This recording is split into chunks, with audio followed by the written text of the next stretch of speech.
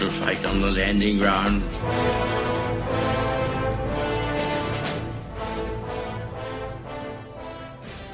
Thank you for joining us.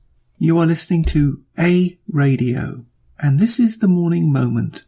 Please click on the follow button on Spreaker.com. Recently, the former President of the United States was interviewed on BBC Radio by Prince Harry. Outside of the UK, not many people really cared about what he said or what he thought, but I listened to a small portion and it caught my attention. What I think this small excerpt does is to underline, even though the left in the West and in the United States in particular don't understand that the things have changed vis-a-vis the media. What do I mean by that? I mean that they can't put the genie back in the bottle. For good or ill, the internet is here to stay. Some of it is bad. We all accept that. But the vast majority of it is good. And I would even go as far as to say educational. I certainly find it so. Listen to Barack Obama in his own words, longing for the days when they only had 3 or 4 channels and they decided what was the news. I put it to you, can you imagine where we would be in the case of President Trump? That's even if we would have had President Trump. That's just one subject. We never would have known about the 150 visits of the Muslim Brotherhood to the White House, the scandal of the guns across the border to Mexico sold by the US government, and many other scandals. Lois Lerner, Hillary Clinton, and on it goes. How much of that do you really think we would have heard? Wouldn't have heard any of it if Hillary Clinton had got in, would we? Well, we'll never know, because we do have the internet, warts and all. But I want you to pick up on a couple of things. First of all, listen to the key words that Obama just slips in passing. Social change. Social change, my friends,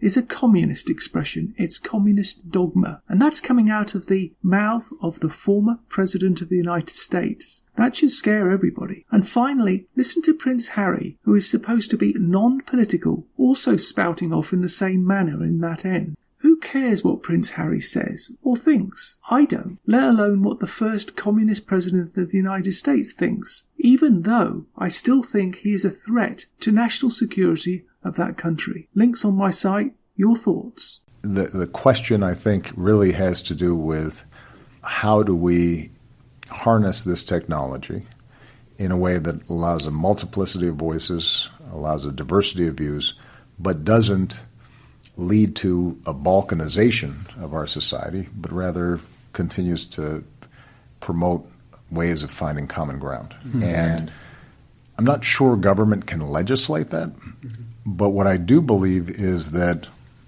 all of us in leadership have to find ways in which we can recreate a common space on the internet, because it used to be in the United States, at least, for example, we had 3 television stations, and everybody watched Walter Cronkite or David Brinkley or whoever the chief anchor was. Everybody had a common set of facts.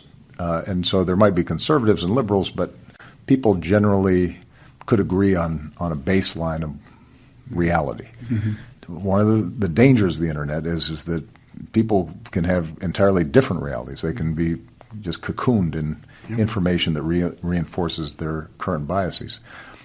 One of the things that I think I discovered even back in 2007, 2008 is a good way of fighting against that is making sure that online communities don't just stay online, that they move offline. Mm-hmm. And what I mean by that is that I think the social media is a really powerful tool for people of common interests to convene and get to know each other and connect. But then it's important for them to get offline, mm-hmm. meet in a pub, get out into the community, meet at a place of worship, mm-hmm. meet in a neighborhood, and get to know each other. Because the truth is that on the internet, everything is simplified. And when you meet people face to face, it turns out they're complicated. There may be somebody who you think is diametrically opposed to you when it comes to their political views, but you root for the same sports team, or you notice that they're really good parents, and that's something that you as a parent care about. And debating it's important. And you find areas of common ground because you see that things aren't as simple as have been portrayed in whatever chat room you've been in.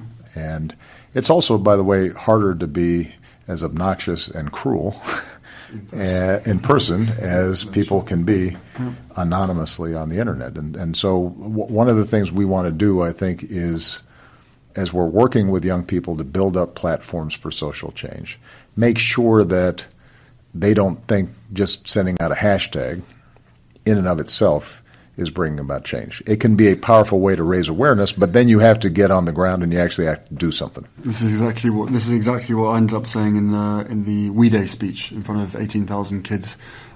You can find more at aradio.wordpress.com, where you can find links to us on Twitter, Facebook, Instagram, iTunes, iHeartRadio, Gab, and email.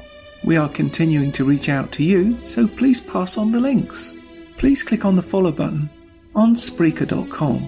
You can listen to all my morning moments at Spreaker.com under A Radio, that's EHRADIO, A Radio. And please click on the like button. And you can find all my podcasts and morning moments at aradio.wordpress.com and click on the Morning Moments tab.